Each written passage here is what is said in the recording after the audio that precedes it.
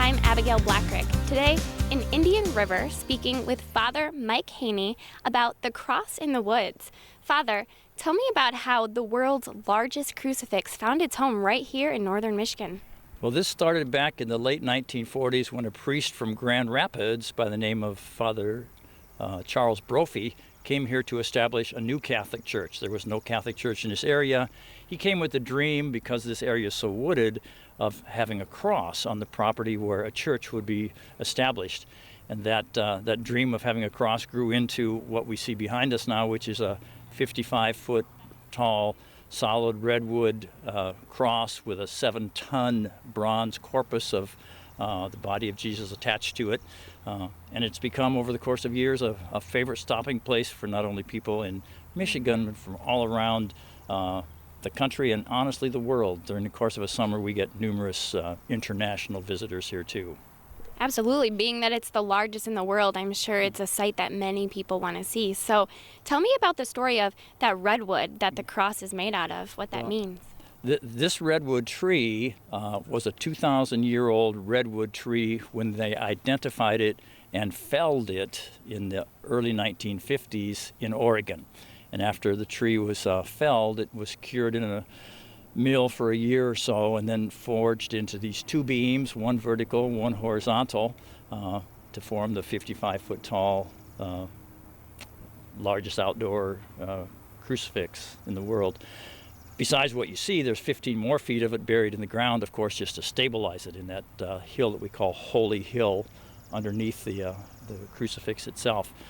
But when you put it into perspective, knowing that it was 2,000 years old when it was felled, that means that this tree was a sapling at the time that Jesus himself was a young man on the face of the earth over in the Near East. And now his body is, of course, displayed prominently, crucified on that cross.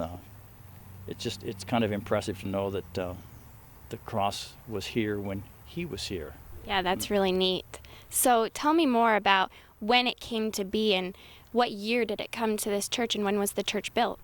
There are two churches here. The first church, cornerstone, was set in 1948, which is the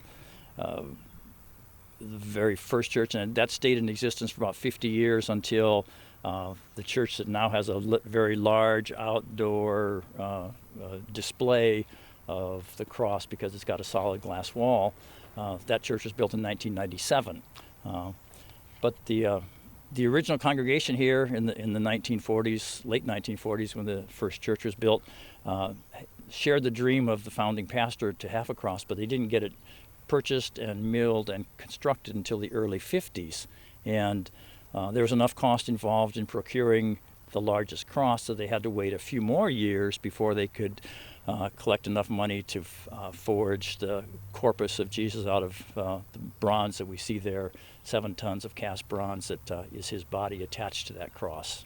Wow, so it's been quite the process in the making. So what about when it was deemed a national shrine? Because that's a pretty big deal. It is. There are numerous national shrines in the United States, but certainly not every place that people like to visit that has a statue or a cross. Not everyone is a shrine. There are certain hallmarks that a national shrine must achieve in order to clear the paperwork and get the distinction of being a national shrine. We've been a national shrine for about 9 years now, and we're happy to have that distinction, and it certainly draws national attention and brings people here. So aside from that tourist attraction aspect of it, what else is this crucifix used for? What does it bring to this location? Well, it brings an awful lot of serenity and peace to people. It's just amazing the folks that will come and sit here and pray, who repetitively come here numerous times during the course of the year, or certainly every summer when they're on their way to Mackinac Island, or to go boating on one of the lakes up here, or fishing, or camping at Burt Lake State Park, which is right behind us. It's become a standard stop for literally tens of thousands of people. From Memorial Day to Labor Day every year, we get 200,000 or more people on this property. Many of whom love to be here on weekends because we're standing in the outdoor sanctuary where we have mass outdoors on Saturdays and Sundays between Memorial Day and Labor Day. Folks love that outdoor experience, being surrounded with nature. Wow, well, it's absolutely beautiful. I can testify to that. So thank you, Father, for letting us experience this and joining me today. Well, thank you for being here with us. We're happy to have you, and we look forward to more visits from you and from a lot of other people as well. Absolutely. In Indian River, I'm Abigail Blackrick at the Cross in the Woods.